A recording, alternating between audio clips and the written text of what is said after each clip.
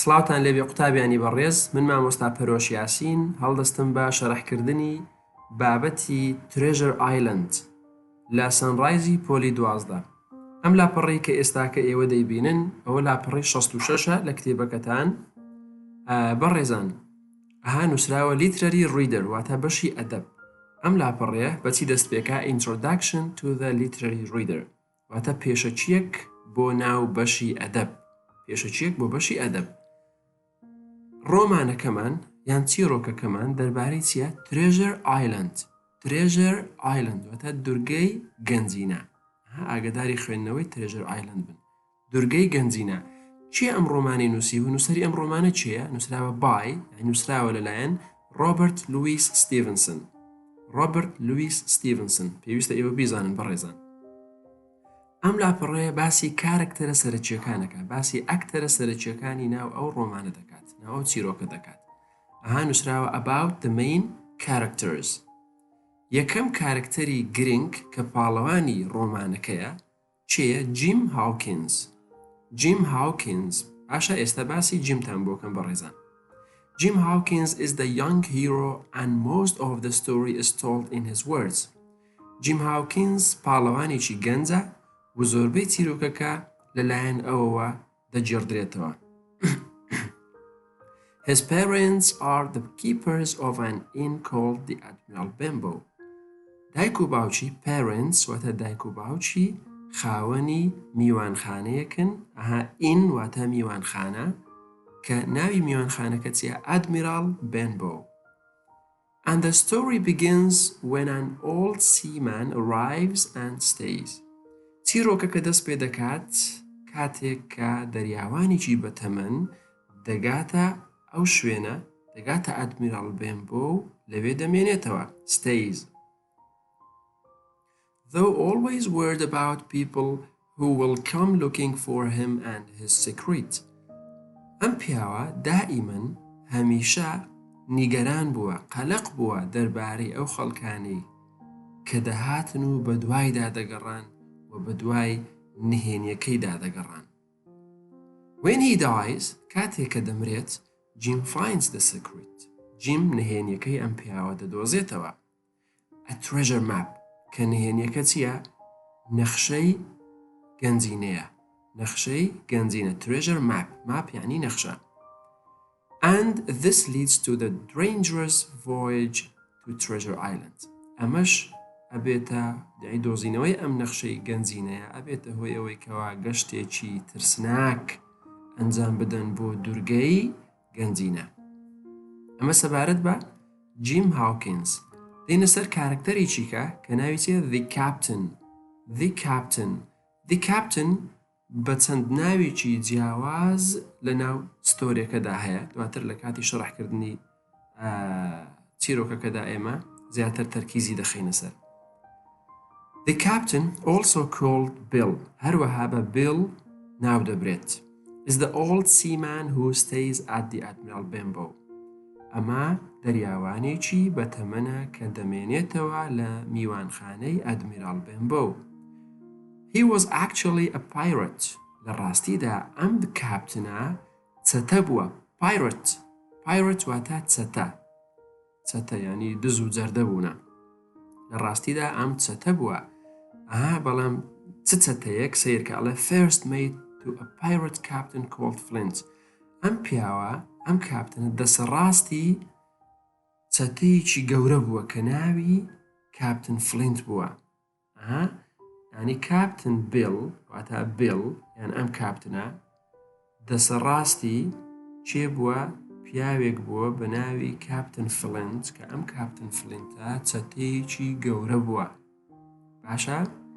چەتەیەکی گەورە بووە. توانین بڵێن سەرۆکی هەموو چەتەکان بووە. Before Flint died, years before, he had given Bill a map that showed where he had buried his treasure.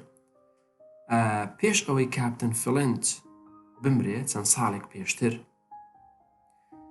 he had given Bill a map. نەخشەیەکی دا بە کاپتن بیل کەوا پیشانی دەدا where he had buried his treasure کەوا لەکوێدا ئەو گەنجینەی ناشتووە. یعنی کاپتن بیل نەخشەی گەنجینەکەی داوە ببورن کاپتن فلنت نەخشەی گەنجینەکەی داوە بە کاپتن بیل باشە looking for him at the then دەست پێکەینەوە the people who are looking for him at the start of the story are other members of Flint's crew who want to find the treasure for themselves. ئەو خەڵکەی کەوا بە دوای کاپتن بیلدا دەگەڕان لە سەرەتای چیرۆکەکە کە بە دوای کاپتن بیل دەگەڕێن لە سەرەتای چیرۆکەکە لە ئیپسۆدی یەکەم باسی دەکەین ئەوانە هەموو ئەندامی تاقمەکەی کاپتن فلنت بوونە ئەندامی دەستەکەی کاپتن فلنت بوونە who want to find the treasure for themselves کە هەمویان دەیانەوێ ئەو گەنجینەیە بۆ خۆیان بدۆزنەوە باشە بەڕێزان ئەمە سەبارەت بە کاپتن یان کاپتن بیل دێنە سەر کارکتەرێکی دیکەی سەرەکی ئەویش چێت Dr. Livesey. Dr. Livesey is a doctor and also a local man of law. Dr. Livesey دکتۆرە و هەروەها پیاوێکی ئەو ناوچەیەیە و لە چیشدا لە ناو یاسادا دەسەڵاتی هەیە یان ئەفسەری یاسا بووە. He is a good friend to Jim. هاوڕێیەکی باشی جیم بووە. And later he helps Sequoia Chilwell to organize and manage the voyage to find the treasure. لە دواییدا لە ناو چیرۆکەکە یارمەتی کەسێک دەدا بە ناوی Sequoia Chilwell. ئەم Sequoia Chilwell کەسێک بۆ چوخای ئەو ناوچەیە بووە.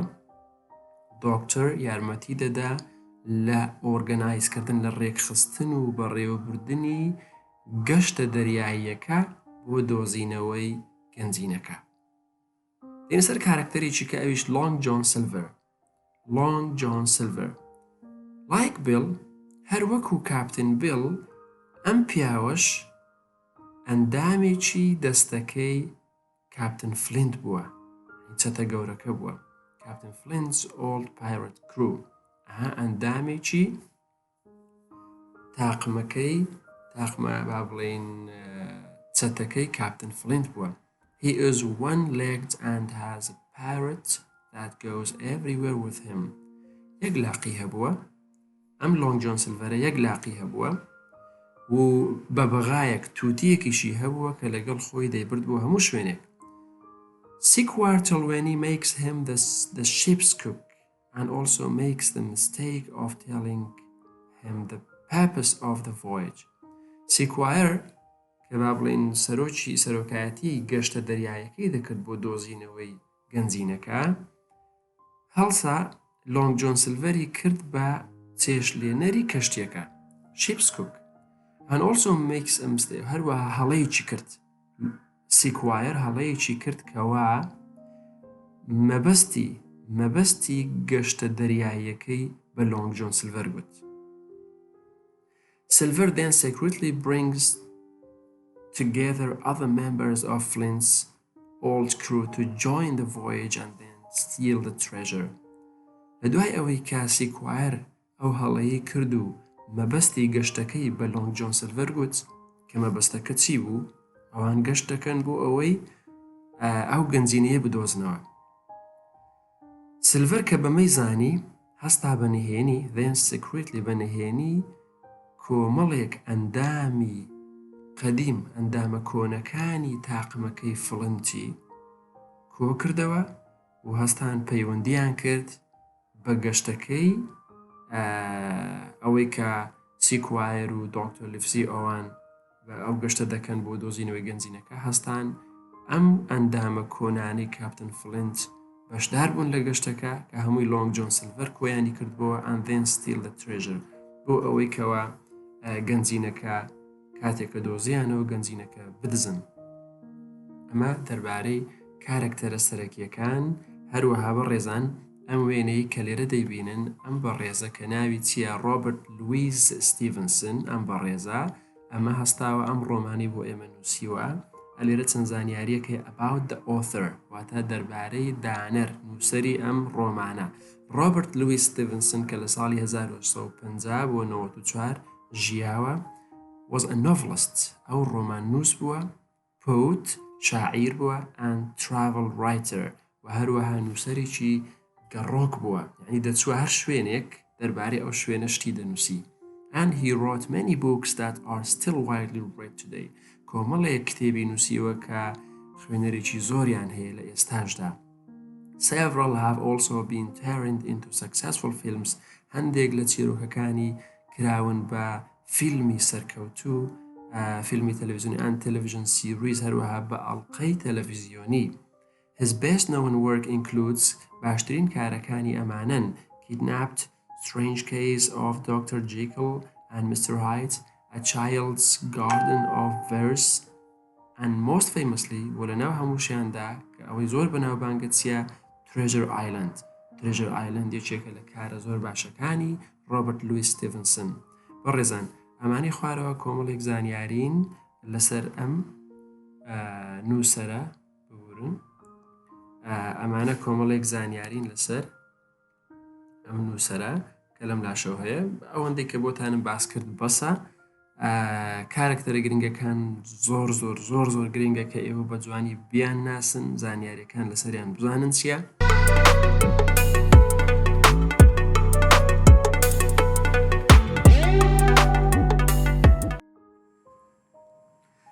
بەڕێزان دووبارە سڵاوتان لێبێ دەست پێ ئەەکەین بە چیرۆکەکە لەسەرەوە نووسراوە Literary Reader Treasure Island ئەمە تایتڵی چییە تایتڵی ڕۆمانەکەیە تایتڵی چیرۆکەکەیە ئیپسۆد واتە ئەڵقا یان زنجیرە ئیپسۆد 1 واتە ئەڵقەی یەکەم ناونیشانی ئەڵقەی یەکەم چییە The Old Sailor واتە دەریاوانە بە تەمەنەکە دەریاوانە بە تەمەنەکە هەموو ئیپسۆدێک لە چەند بەشێک پێک هاتووە ئێستا بەشی یەکەمی ئیپسۆدی یەکەم بریتیە لە چی The Old Sailor comes to the Admiral Benbow ئەمە بەشی یەکەمی ئیپسۆدی یەکەمە دەست پێکەین I remember him as if it were yesterday من بەبیرم دێتەوە هەروەک ئەوەی کە دوێنێ بێ He came slowly to the door of the Admiral Benbow Inn بە هێواشی دەهات بەرەو دەرگای میوانخانەی ئەدمیرال بێمبۆ His sea chest following behind him on a handcart سندوقە دەریاییەکەی بە دوای خۆیەوە بوو لەسەر عەرەبانەیەکی دەستی handcart عەرەبانەی دەستی He was a strong, heavy man with long hair and an old blue coat. ئەو پیاوە طبعا ئەمە بەڕێزان وتمان ئەم ئایا ئەڵێ I remember him ئەمە چی ئەم ئایا ئەمە جیم بۆمان دەجێڕێتەوە جیم قسەمان بۆ دەکات باس دەکات دەڵێ ئەو پیاوە هات بەرە و میوانخانەی ئەدمیرال بێمبۆ هی طبعا باسی چێ دەکا هەر بۆ ئەوی بەرچاوتان ڕوون بێ باسی کاپتن بیڵ دەکات کاپتن بیڵە کە هاتووە بەرە و میوانخانەکە ئێستا پێناسی کاپتن بیڵ دەکا ئەڵێ he was a strong heavy man پیاوێکی بەهێز و بەقووت بوو with long hair and an old blue coat کە پرچێکی درێژی هەبوو هەروەها چاکەتێکی یان قاپوتێکی شین و کۆنی لەبەردا بوو His hands were rough and black with dirt and he had a long scar from a sword across one cheek دەستەکانی زبر و ڕەش ببوون بەهۆی پیسیەوە dirt پیسی and he had a long scar و بڕینێک شوێنی بڕینێک هەبوو کە بە شمشێر بردرابوو لەلایەکی ڕوومەتی چیک ینی ڕوومەت He knocked on the inn door and when my father opened the door called roughly for a glass of rum لە دەرگاکەیدا لە دەرگای میوانخانەکە و کاتێک کە باوکم دەرگاکەی کردەوە بە توندی هاواری کرد بۆ گڵاسێک ڕەم بەڕێزان ڕەم جۆرە خواردنەوەیکی کوحولیە کە دەریاوانەکان زۆر بەکاری دەهێنن زۆر دەیخۆنەوە This is a pleasant quiet bay for an inn ئەمە ئەم کەنداوە شوێنێکی خۆش و هێمنە بۆ ئەوەی کە میوانخانەی لێبێ He said and looked slowly round him at the cliff and our inn ئەمە چێ وای گوت ئەو پیاوە وای گوت کە دەگاتە جێ بەو جۆرە تەماشایەکی دەوروبەری خۆی کرد و وتی ئەم شوێنە ئەم میوانخانەیە باشەکە لەم کەنداوەیە ئەم کەنداوە شوێنێکی خۆش و هێمنە. پاشان دەڵێتی Here mate, he cried to the man with the handcart. Help me to get my chest inside. چی دەڵێ؟ ئەڵێ کورە لێرە Here mate, کورە لێرە. ئەمە هاواری کرد بەسەر چیە؟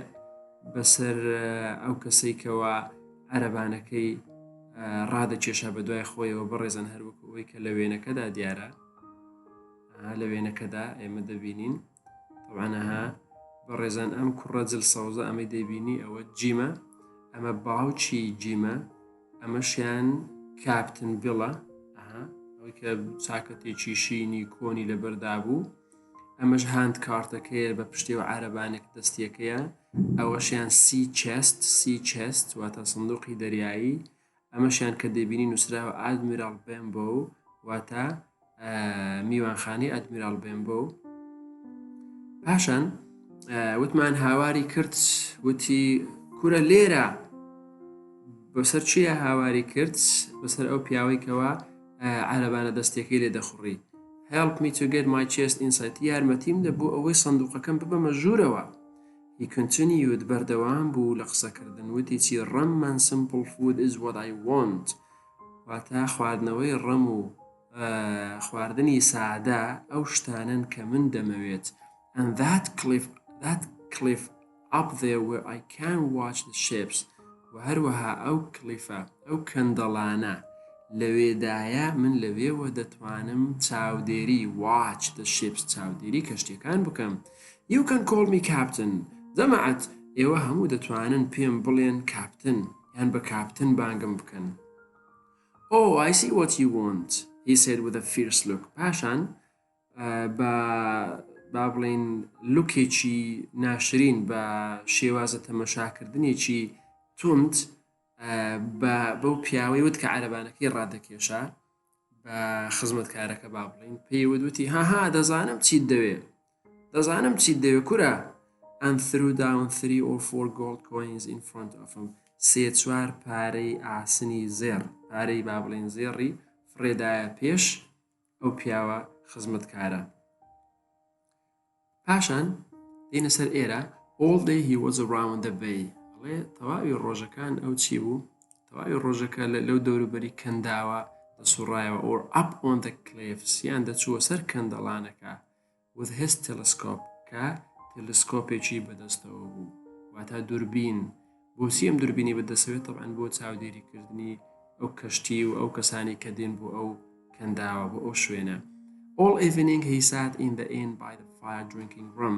ئێوارانیش لە لای ئاگردانەکەی ناو میوانخانەکە دادەنیشت و ڕەمی دەخواردەوە. Mostly he did not speak when he spoken to. ئەڵێ زۆر جار کاتێک کە قسەی لەگەڵ دەکرا ئەو قسەی نەدەکرد هیچ جوابی نەدایەوە. But looked up suddenly and angrily. بەڵام لە ناکاو تووڕە دەبوو لە ناکاو تووڕە دەبوو. And we learned to stay away from him. و ئێمە هەمومان ڕاهاتووین کە خۆمان بە دوور بگرین لەو پیاوە. He was very nervous of other sailors who came to the inn.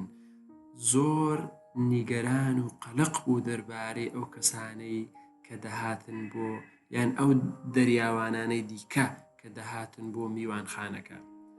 One day he quietly promised to give me a silver 4-penny coin every month if I would keep an eye open for a seaman with 1 leg.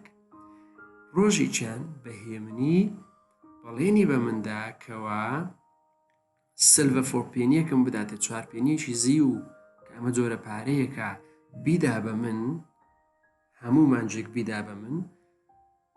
If I would keep ئەگەر بێت و من چی بکەم چاوکراوە بم یان چاودێری کەسێک بکەم دەریاوانێک بکەم کەوا 1 لاقی هەیە.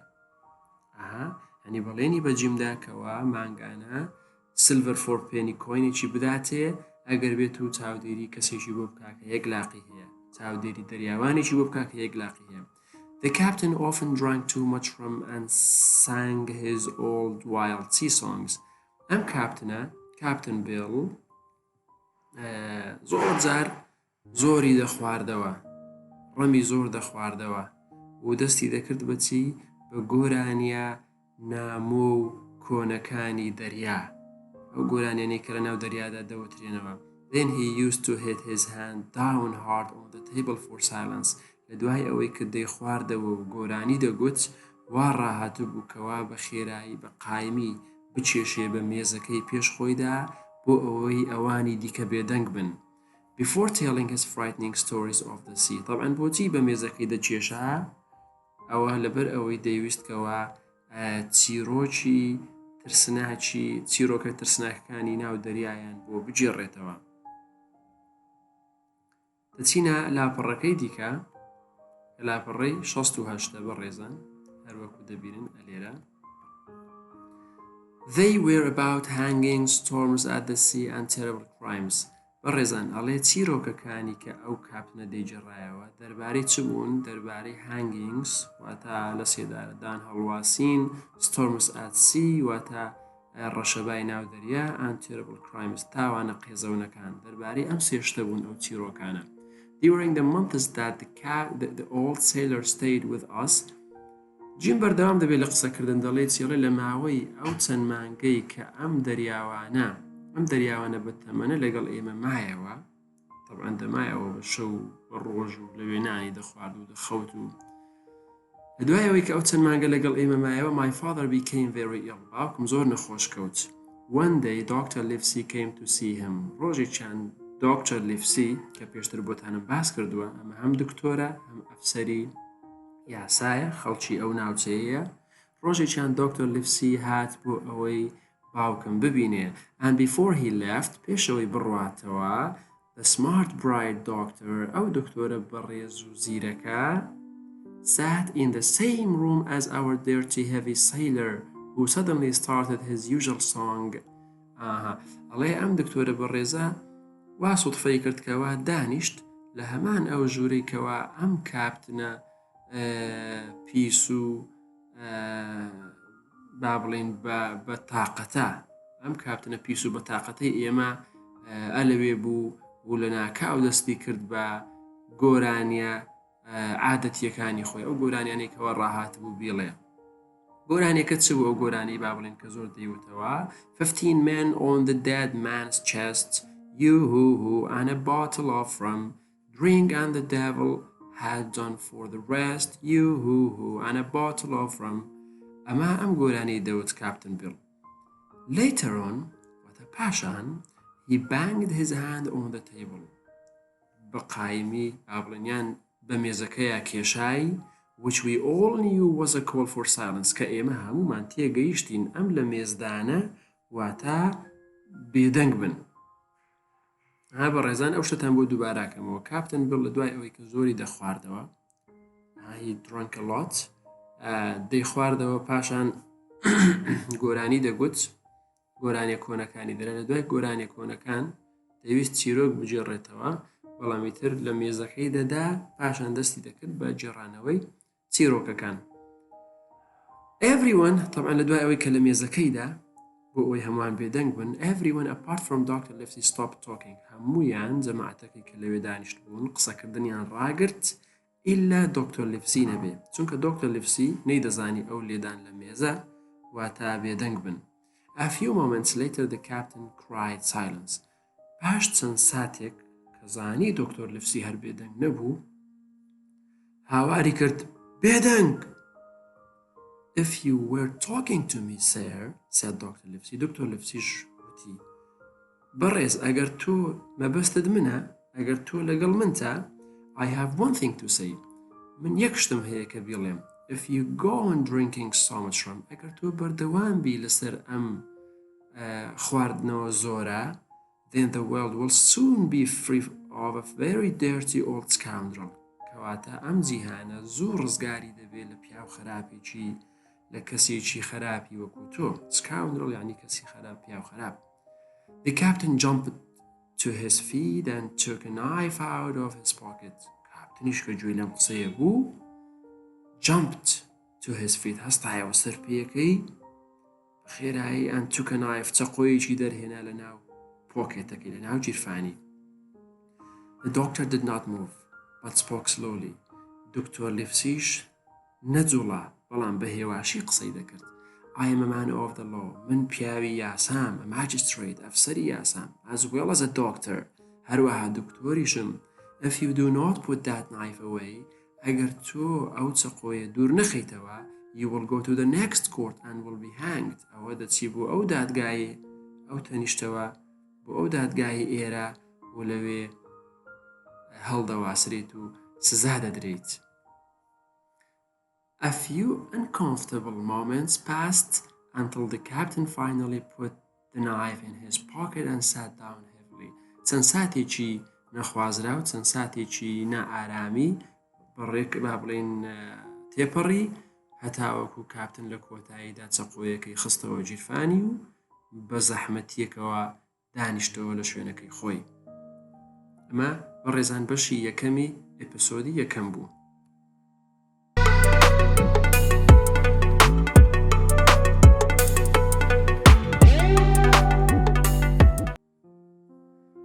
سڵاوتان لێوێ بەڕێزان.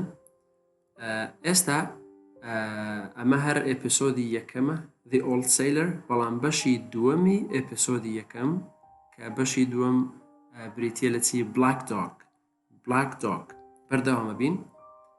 It was early one January morning. ئەڵێ بەیانیانێکی زووی مانجی January. While the captain was out at the beach with his telescope, کاتێک کە کاپتن لە دەرەوە بوو لە ڕۆخی دەریایەکە بوو لە کەنار دەریایەکە بوو بە خۆی و بە دووربینەکەیەوە that the inn door opened and a man stepped in who I had never seen before. دەرگای میوانخانەکە کرایەوە و پیاوێک هاتە ژوورەوە کە من پێشتر هەرگیز نەمبینی بوو. He wore a sword in his belt. شمشێرێکی لە قەد پشتێنەکەی بەستا بوو. His skin ئەمە طبعاً پێناسەی ئەو پیاوەیە کە هاتە ژوورەوە. بەڕێزان هەر لە ئێستاوە بزانن ئەو پیاوەی کە هاتە ژوورەوە ئەوە Black Dogە, ناوی Black Dogە. باشە وتمان شمشێرێکی لەسەر لە قایشەکەی بەستا بوو. His skin was an unpleasant color. ڕەنگی پێستی ڕەنگێکی زۆر ناشرین و ناخۆش بوو, ناڕێک بوو. And 2 fingers were missing from his left hand. و دوو پەنجەی لە دەستی چەپی نەمابوو. باشە دوو پەنجەی دەستی چەپی نەمابوو. He sat down at the table. لەسەر مێزێک دانیشت. Then called me closer. پاشان بانگی منی کردە نزیکتر, وتی وەرە نزیک. Is this here table for my mate Bill? پرسیاری کرد, وتی ئایا ئەم مێزە بۆ هاوڕێکەی منە کە ناوی بڵە؟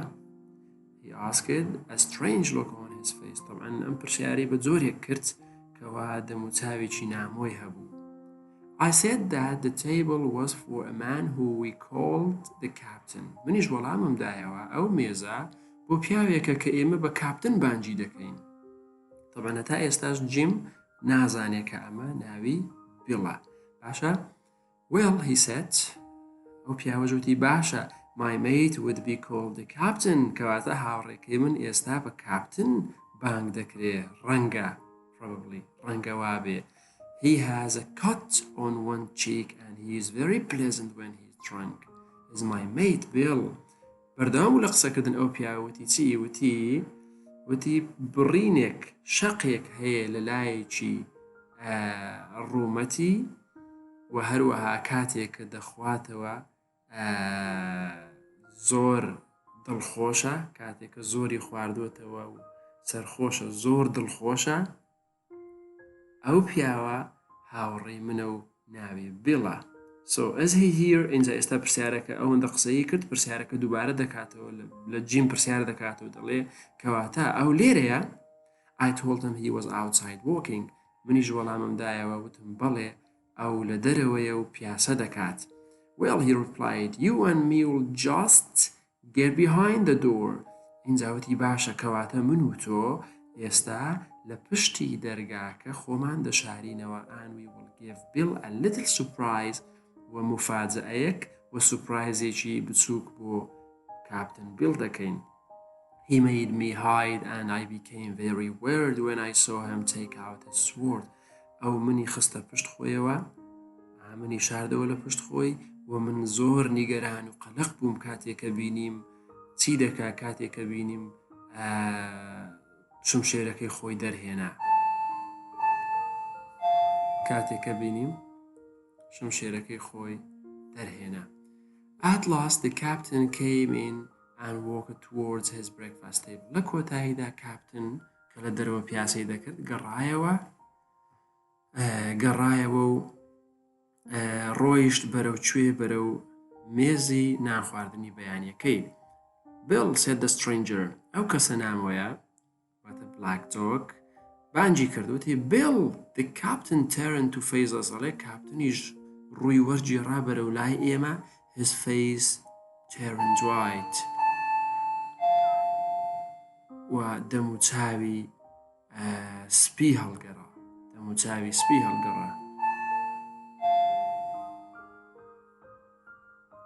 Come, Bill, you know me, your old shipmate, surely, said the man. ئەو پیاوە وتی چی؟ وتی یەڵە بیڵ وەرە تۆ دەمناسی هاوڕێی کەشتیە کۆنەکەت یان هاو پیشە کۆنەکەت بە دڵنیاییەوە دەمناسی. The captain's eyes opened wide and he said, Black dog. چاوەکانی کاپتن بیڵ کرانە و زەق بوونەوە وتی Black dog. ئەوە تۆی That's right, Black dog come to see his old shipmate Billy. بەڵێ ئەوە ڕاستە Black dog هاتووە بۆ ئەوەی کە هاو پیشە کۆنەکەی هاو پیشە قەدیمەکەی بیڵی ببینێت. کەواتە بەڕێزان ئاگدار بن ئێستا جگەلەوەی The Captain Bill یان بیڵی ئەمانە هەموو یەک ناون هەمویان مەبەستیان لەو دەریاوانە بەتەمەنەیە. We have seen sometimes together since I lost these two fingers, he said, holding up his hand. لەو کاتەوەی کە ئەم دوو پەنجەیەم لە دەست داوە یان لەو کاتەوە ئێمە یەکمان بینی کە من ئەم دوو پەنجەیەم لە دەستدا. We have seen sometimes together since I lost these two fingers. ئەمە چی وایەوت؟ ئەمە ئەو Black dog وایەوت و پاشان holding his hand دەستی درێژ کرد بۆ کاپتن. I brought them some rum. هەندێک خواردنەوەم بۆیان هێنا and then left the room. پاشان ژوورەکەم بەجێهێشت. At last I could only hear low voices. At first لە سەرەتادا من گوێم لە دەنجی نزم بوو دەنجیان دەهات بە نزمی. But then they became louder. پاشان دەنجیان چی بوو؟ دەنجیان بەرز بووە. Then all of a sudden لە ناکاو there was loud swearing and I heard something crash to the floor. پاشان چی هات؟ هاواریان بەسەر یەکدیدا دەکرد. swearing هاوار و جوێن و گوێم لە دەنگێکی گەورە بوو کە کێشای بە زەویدا شتێک کێشای بە زەویدا. There was the sound of metal against metal. پاشان دەنجی ئاسن لە ئاسنی دەداوە تا کەوتنە شەڕە شمشێرکردن. And then a cry of pain. پاشان دەنگێکی هاواری ئازار کەسێکە ئازاری پێدەگا هاوار دەکا. گوێم لە دەنگێکی لەو جۆرە بوو. The next moment ساتێک دوای ئەوە I saw Black dog running away. بینیم کەوا Black dog غاریدا with the captain close behind. و هەروەها کاپتنیش بە دوایەوە غاردەدا کە زۆر لێی نزیک بوو. They were both carrying swords and Black dog had blood streaming from his shoulder. هەردووچیان شمشێرەکانیان بەدەستەوە بوو و Black dog خوێنی لێدەچۆڕا لە لای شانیەوە. But Black dog was faster than the captain. Black dog خێراتر غاریدەدا لە کاپتن and he was soon outside and over the hill. ئەو هەرزوو گەیشتە دەرەوە و چووە سەر گردێک لەوێ هەبووە. The captain came back into the inn and said, کاپتن گەڕایەوە بۆ میوان خانەکە و وتی Jim خواردنەوەی ڕەمم بۆ بێنە. But as he spoke he started to fall against the wall. بەڵام کاتێکە ئەو قسەی کرد لایەکی کەوت بە قەد دیوارەکەدا واتە کەوتە قەد دیوارەکە. Rum, he repeated, I have to get away from here. دووبارە کردەوە وتی ڕەمم بۆ بێنە من دەبێ لێرە بڕۆم. I ran to get some rum to get the rum. منیش ڕام کرد بۆ ئەوەی خواردنەوەی ڕەمی بۆ ببەم. While I was in the next room, I heard the crash. کاتێک کە من لە ژوورەکەی تەنیشتەوە بووم، گوێم لە زرمەیەک بوو، لە crash، لە دەنگێکی گەورە بوو. I ran in and found him lying on the floor. غارم دایەوە ئەو شوێنەی پێشتر و بینیم کەوا کەوتۆتە سەر زەویەکە. The captain was breathing very loud and hard. کاپتن زۆر بە زەحمەت و بە دەنگێکی بەرز هەناسەی دەدا. His eyes were closed and his face was a horrible color. چاوەکانی داخرابوون و دەم و چاویشی ڕەنگێکی زۆر ترسناکی هەبوو. My mother had now come downstairs. Downstairs یعنی قاتی خوارەوە. دایکم ئێستا هاتە قاتی خوارەوە but we did not know what to do. بەڵام نەمانزانی چ بکەین. At that moment, لەو کاتەدا Dr. Livesey came in on his way to see my father. Dr. Livesey هاتە ژوورەوە کە بۆ خۆی هاتبوو بۆ لای باوکم. He's made himself very ill with too much rum. Dr. Livesey ئەڵێ ئەو بە زۆر خواردنەوەی ڕەم خۆی زۆر نەخۆش خستووە. But I'll do my best to save his life. بەڵام من هەوڵی باشی تەواوی هەوڵی خۆمەدەم بۆ ئەوەی ژیانی ڕزگار بکەم. ئەمە چی وای گوت؟ said the doctor when he had looked at him. Dr. Livesey ئەم قسەی کرد. The doctor pulled off the captain's shirt. پاشان دکتۆر دەستی کرد بە ئیشەکەی خۆی ئەڵێ قەمیسەکەی کاپتنی ڕاکێشە بۆ ئەوەی دەست بکا بەکار. I saw several tattoos on the captain's arm. کاتێک کە دکتۆر لیفسی قەمیسەکەی کاپتنی ڕاکێشا و لایدا من لەسەر قۆڵی کاپتن چەند تاتۆیەکم بینی. several tattoos چەند تاتۆیەکم بینی لەسەر قۆڵی کاپتن کە ئەو تاتۆیانە نووسرابوون. they read سێشت نووسرابوو بە تاتۆ سێشت نووسرابوو. یەکەمیان he was luck واتە ئەوە بەخت لێرێ یان بەخت. a fair wind واتە هەوایەکی با بڵێن یان شنە با هەوایەکی باش بایەکی خۆش.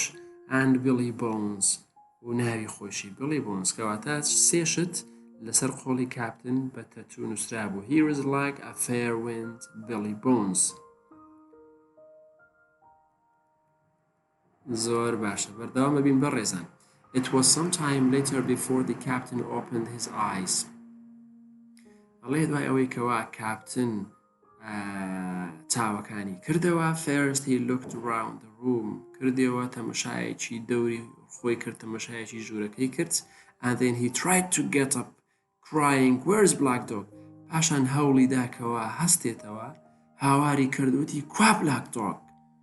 There is no black dog here, replied the doctor. دکتۆریش وەڵامی دایەوە وتی black dog لێرە نییە. You have been drinking rum and you have had a stroke. تۆ خواردنەوەی ڕەمت خواردۆتەوە و ئێستا جەڵتە لێی داوی. stroke واتە جەڵتە. Now, what I have to say to you is this. ئێستا دکتۆر پێی دەڵێ چی؟ ئەڵێ ئێستاش ئەوەی کە من دەبێ پێت بڵێم ئەمەیە. One glass of rum won't kill you. ئەگەر گلاسێک ڕەم بخۆیتەوە ئەوە ناتکوژێ. But if you take one, you will take another. بەڵام تۆ ئەگەر گلاسێک بخۆیتەوە ئەوە هیدی کەشی بە دوادا دەخۆیتەوە. And if you don't stop, you will die. و ئەگەر تۆ ئەم خواردنەوەی ڕانەگری ئەوە تۆ دەمری. Come on now, I'll help you to your bed. یاڵە ئێستا کەش با یارمەتیت بدەین بۆ سەر جێگاکەت. We managed to get him upstairs and onto his bed. توانیمان کەوا کاپتن ببینە سەرەوە بۆ جێگاکەی خۆی. He should lie in bed for a week, said the doctor as soon as we had closed the door. کاتێک کە کاپتنمان دانە لە ژوورەکە و دەرگای ژوورەکەمان داخست دکتۆر لیفسی بە منی گوت کەوا کاپتن بیل دەبێ لەسەر جێگا بمێنێتەوە بۆ ماوەی هەفتەیەک. for a week یعنی هەفتەیەک یعنی 7 ڕۆژ. That's the best thing for him. ئەمە باشترین شتە بۆ ئەو and you و هەروەها بۆ ئێوەش. But another stroke would finish him off. ئەگەر یەک جەڵتەی دیکە لێی بدا ئەوە کۆتایی بە ژیانی دەهێنێت.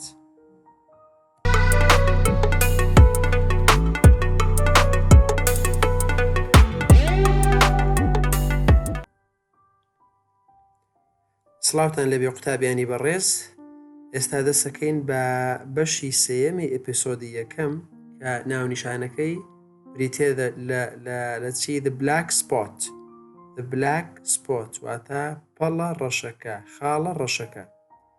At about midday I went to see the captain. لە نزیکی نیوەڕۆ ڕۆشتم بۆ ئەوەی چاوم بە کاپتن بکەوێت. تەمەن کاپتن ئەوە مەبەستمان کاپتن بیڵە. He seemed both weak and excited. ئەو هەم لاواز و هەم دڵخۆشیش دیار بوو.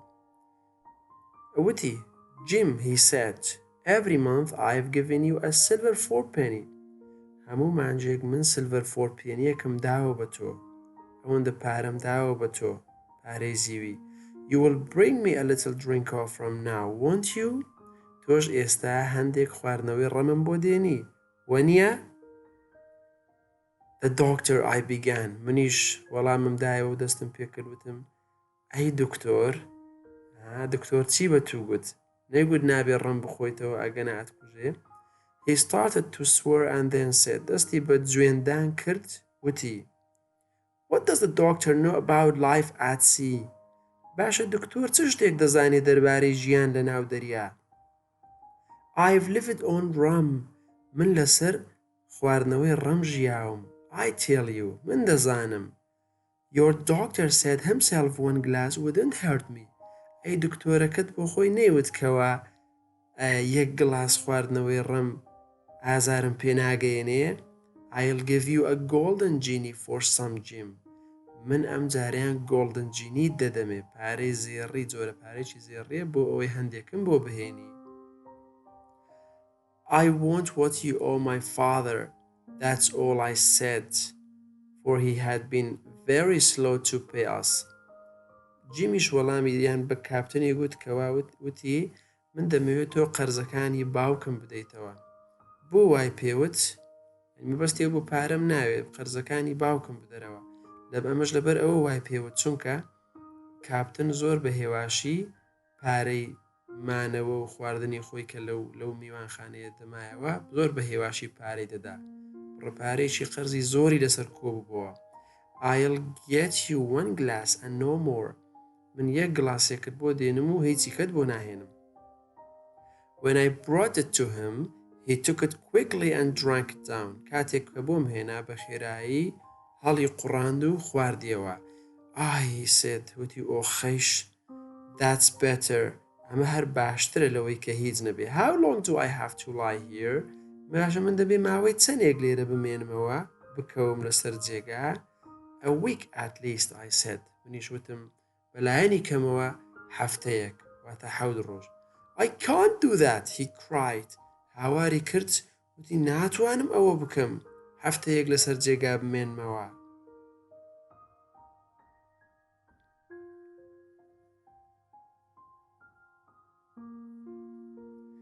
But he was too weak to get up. دوای ئەوەی کەوتی ناتوانم ئەوە بکەم بەڵام کاتێکیش کە ویستی هەڵبسێ ئەو زۆر لاواز بوو بۆی هەڵبسێ and he lay back for a while in silence. اینجا دانیشتەوە لە شوێنەکەی خۆی پاڵکەوتەوە. Jim, he said after a time.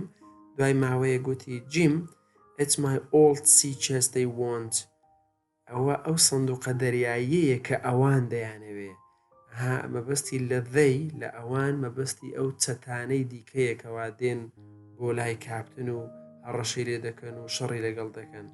If I can't get away, you go to ئەلێرە ئەم خەتانە دەبینی تۆزێک قەلەقە لەوەی کە دەیەوێ شتەکان بە جیم بڵێ و نایەوێ پێی بڵێ. ئێستا وتی چی دەڵێ If I can't get ئەگەر من نەمتوانی لێرە بڕۆم ئەوە تۆ بڵێ تۆ بڕۆ بۆ لای دۆکتەر بڕۆ بۆ لای دۆکتەر لفسی. Tell him to bring the magistrates here to the Admiral Bimbo to get all the old Flint's crew.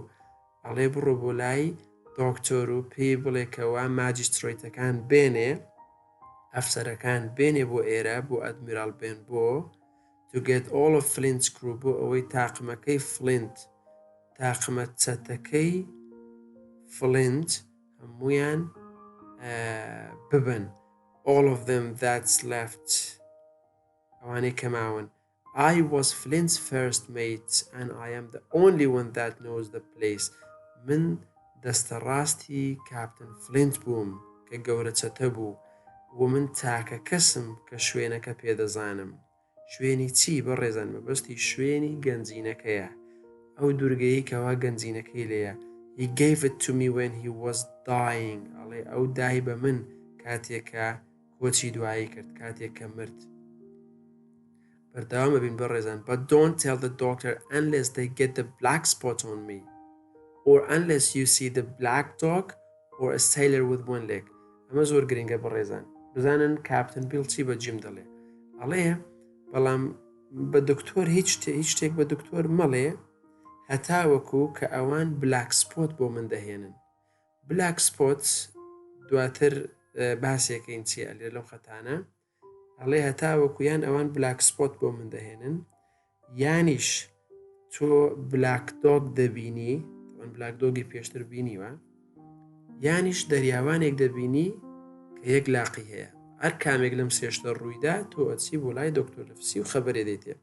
But what is the black spot, Captain? I asked. منیش پرسیارم کرد کاپتن بلاک سپۆت چییە؟ طبعا لە بلاک دۆگ کە تێگەیشت بوو لە هەروەها لە دەریاوانەیەک لاقەکەش تێگەیشت بوو بەڵام نەیدەزانی بلاک سپۆت چیە هەر بۆیە پرسیاری لە کاپتن کرد. کاپتنیش وەڵام بەداتەوە ئەڵێ that is a sort of warning mate. ئەڵێ ئەوە جۆرێکە لە ئاگادارکردنەوە. بلاک سپۆت that is a sort of warning جۆرێکە لە ئاگادارکردنەوە. If I get the black spot it means they are coming to get me and what I have got. ئەگەر بلاک سپۆت بگات بەدەستی من یان بۆم بێنن ئەوە واتە کە ئەوان دێن و من و هەموو ئەو شتانەی کە هەمە دەیبن. Keep your eyes open, Jim. ئەڵێ تکایە چاوەکانت بکەرەوە وریابە and I'll give you half of everything. من نیوەی هەموو شتێکت پێدەدەم. I promise you. پەیمان بێ بەڵێن بێ. What I would have done if everything had gone well. I do not know. هیوای دەخواست کە شتەکان باش بوایە. What would I have done if everything had gone well. هەموو شتێک باش بوایە شتەکان ڕێک بوایە. But my poor father بەڵام ئەو ئێوارەیە باوکی فەقیرم باوکی با بڵێن داماوم died کۆچی دوایی کرد. Quiet suddenly زۆر لە ناکاو کۆچی دوایی کرد that evening هەر ئەو ئێوارەیە. All of the neighbors came to visit. هەموو جیرانەکان هاتن بۆ سەردانی and there was a lot to arrange. کاروباری زۆر هەبوو بۆی من ڕێکیان بخەم. So I was too busy and upset to think of the captain. من زۆر مەشغوڵ بووم و بێزار بووم هەتاوەکو بتوانم بیر لە کاپتن بکەمەوە. The following day the captain came downstairs. ڕۆژی دواتر کاپتن هاتە قاتی خوارەوە. Downstairs. Ate a little and got himself some rum. هەندێکی خواردەوە کۆمەڵێک شتی کەمی خوارد. Ate a little and got himself some rum. هەندێک خواردنەوەی ڕەمی بۆ خۆی هێنا. On the night before we buried my father he was as drunk as ever. لەو شەوەی کەوا پێشەوەی ئمە باوکم بنێژین ئەو دیسان وەکو جاران خۆی سەرخۆش کردبووە سەرخۆش و بێهۆش بوو. He sat at the table with his sword ready in front of him. لەسەر مێزێک دانیشت بوو شمشێرەکەشی لە پێش خۆیەوە ئامادە بوو. Singing his ugly old sea songs. گۆرانیە کۆن و گۆرانی دەریایەکەی دەگوتەوە. گۆرانە ناخۆشەکانی ناو دەریا. But he was still very weak. بەڵام ئەو هێشتا زۆر لاواز دیار بوو زۆر لاواز بوو بێتاقەت بوو. And seemed to be getting worse not better. وا دیار بوو کە تەندروستی بەرەو خراپتر دەڕوا نەوەک باشتر. Several days later on a cold foggy afternoon پاش چەند ڕۆژێک لە ئێوارەیەکی تەماوی سارددا I was standing at the door full of sad thoughts about my father. ڕاوەستا بووم لە لای دەرگاکەوە دەرگای پێشەوە خەمبار بووم بیرم لە باوکم دەکردەوە ئەی باوکم بوو As I stood there, لەو کاتێککە وەستا بووم, I saw someone coming slowly along the road. بینیم کەوا کەسێک بە شەقامەکەدا دەڕوا بە هێواشی. The man was blind. پیاوەکە blind بوو, کوێر بوو. He was walking along, tapping a stick in front of him. بە درێژایی شەقامەکە دەڕۆیی, پارچەدارێک بەدەستیەوە بوو, گۆچانێک بەدەستیەوە بوو کە تەقەتەقی پێدەکرد لە پێش خۆیەوە. He wore a cloth over his eyes. پارچە قوماشێکی لەسەر چاوی, and nose لەسەر چاوی و لوتی بەستا بوو, and was bent over. و ئەم کەسە پشتی چەما بووە. I had never in my life seen such a terrible looking man. لە ژیانمدا کەسی ئەوها ڕەزاگران و ترسناکم نەبینیوە. He stopped a little way from the inn. تۆزێک لەو لای میوانخانەکەوە وەستا, and he said in a loud voice, بە دەنگێکی بەرز وتی, Will any good man tell a poor blind man where he is? هیچ کەسێکی باش هەیە بەم پیاوە کوێرە داماوە بڵێ کە ئێستا لەکوێیە؟ You are at the Admiral Benbow, I replied. منیش وەڵامیم دایەوە, وتم تۆ ئێستا لە میوانخانەی ئەدمیرال بێنبۆوی. Give me your hand, young friend, and lead me in, he said. ئەو گوتی, دەستەکانتم بدەرێ و هاوڕێی گەنج, دەستەکانتم بدەرێ و بمبەرە ژوورەوە. I held out my hand and the horrible man held it hard. من دەستم بۆی درێژ کرد و ئەو پیاوە کوێرە زۆر بە قایمی دەستی منی گرت. He pulled me up close to him and sat. منی ڕاکێشایە نزیک خۆی و وتی, Now boy, take me into the captain. ئێستا کوڕە, بمبە ژوورەوە بۆ لای کاپتن.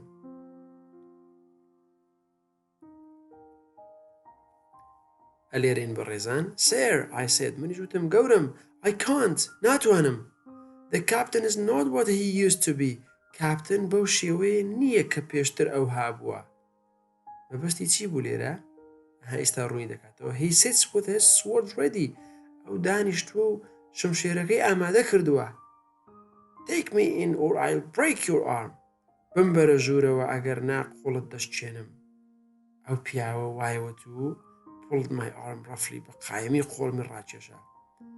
It was the hardest, coldest voice I had ever heard. ئەوە ناخۆشترین و سارد با بڵێین ناخۆشترین دەنگ بوو, بێزارکردترین دەنگ بوو کە من تا ئێستا گوێم لێ بوو بێت. ترسا. I was so frightened that I led him into the room where the captain was sitting. من زۆر ترسام کاتێک کە ئەوم بردە ژوورەوە بۆ ژوورەکەی کاپتن, کەوا کاپتن لەوێ دانیشتە بوو. The poor captain lifted his head. کاپتنی داما و سەری بەرز کردەوە, and it was easy to see that he was very frightened. زۆر بە ئاسانی دەتوانی ببینی کە ئەو زۆر ترسا, کاپتن زۆر ترسا ببینینی ئەو پیاوە کوێرە. Now Bill, sit where you are, said the man. ئەم پیاوە کوێرە وتی, Bill, لەو شوێنە دانیشە کە لێیت. Hold out your left hand. ئەمە بە پیاوە کوێرەکە بە کاپتن دەڵێ, دەستی چەپت درێژ بکە. Boy, take his left hand and bring it near my right hand. ئێستا کوڕەکە, تۆ دەستی چەپی ئەو بهێنە لای چی, and bring it near my right hand. بهێنە لای دەستی ڕاستی من. یعنی بە کاپتێک سەرەتا بە کاپتنی و دەستی چەپت بێنە. اینجا بە کوڕەکەی وتی, کوڕەکە دەستی چەپی کاپتن بێنە لای دەستی ڕاستی منەوە. ئەمە چێم قسانەی کرد پیاوە کوێرەکە. We both did what we were told. هەردووکمان چیمان پێوترا ئەنجامماندا. And I saw him put something into the captain's hand. بینیم کەوا شتێکی کردە ناو دەستی کاپتنەوە, which quickly closed on it. و داشی خستەوە بە خێرایی. The blind man suddenly went out of the door. ئەو پیاوە کوێرە لە ناکاو ئیتر لە دوای ئەوە دەرچووە دەرەوە. I stood without moving and heard his stick go tapping down the street. وتمان چووە دەرەوە منیش هەستان بەبێ ئەوەی هیچ بجوڵێم و گوێم لە دەنجی تەقەتەقی گۆچانەکەی بوو چووە دەرەوە و دوورکەوتەوە لەسەر شەقامەکە. The captain looked down into his hand. کاپتن تەمەشای ناو دەستی کرد. 10 o'clock he cried. هاواری کرد کاتژمێر دا؟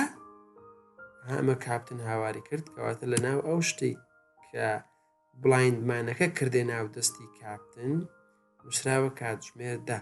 I've got 6 hours. هەر کاپتن وای گوت. کاپتن وتی من 6 کاتژمێرم لە بەردەستدایە. He said and tried to stand up. ئەم قسانەی کرد و ویستی هەستێتەوە but he suddenly put his hand to his neck. بەڵام نەیتوانی دەستی یەکسەر دەستی برد بۆ لای ملی. And then with a strange sound بە دەنگێکی زۆر سەیر fell face first on the floor. کەوتە سەر زەویەکە. I shouted to my mother but it was too late. The captain was dead. هاوارم کرد بۆ دایکم بەڵام زۆر درەنگ بوو. کاپتن گیانی دەرچوو بوو واتە مرد. بەڕێزان ئەلێرە لەم خەتە کاتێککە کاپتن تەمەشای ناو دەستی دەکات نووسراوە 10 o'clock نووسراوە کاتژمێر دا و هاواری کرد وتی چی وتی کاتژمێر دا من 10 سەعاتم من 6 سەعاتم لە بەردەستدایە. I've got 6 hours. ئەمە بۆمان دەرەخە ئەو کاتێکەوە کاپتن و جیم لەو شوێنەدان ئەبێ کاتژمێر چەند بێ ئەم گفتوگۆیە و ئەم شتانە ڕوویداوە ئەبێ کاتژمێر 4 عەسر بێ. یعنی بۆچی کاتژمێر 4 عەسر ئەم شتانە ڕوویداوە کاپتن کە وەرەقەکە دەبینێ نووسراوە سەعاتدا واتە تا کاتژمێر 10 لە بەردەستدایە. ئەوە بڵایندمان و چەتەکان ئەوە ئینزاریان داوە پێی ئەوە ئاگداریان کردوەوە. طبعاً ئەم شتەی کەوا بڵایندمانەکە کردێ ناو دەستی کاپتن ئەوە بلاک سپۆتەکە بوو بەڕێزان. ئەوە جۆرێکە لە ئاگدارکردنەوە واتە ئەو کەسە هەتا کاتژمێر 10 لە بەردەستدایە. اینجا بۆچی ئێماڵین کاتژمێر 4 عەسرە؟ چونکە کاپتن دەڵێ من 6 سەعاتم لە بەردەستدایە. یعنی لە 4 عەسر بۆ 10 شەو ئەکاتە 6 سەعات. یعنی ئەو کاتی ئەم ڕووداوانە ڕوویداوە 4 عەسر بووە. کاپتن هەتا کەی مەجاری لە بەردەستدایە عیلاجێک لە خۆی بکە ئیدی ڕادەکا دەڕوا یان خۆی تەسلیم دەکات دەبێ خۆی تەسلیم بکات. طبعاً مەبەستەکەیانەوەیە هەتا کاتژمێر 10 شەو 6 کاتژمێر لەبەر دەستی ماوە. بەڕێزان ئەمە کۆتایی ئیپسۆدی یەکەم بوو. ئینشاءالله هەر بە زووی ئیپسۆدی دووەمیش تۆمار دەکەین.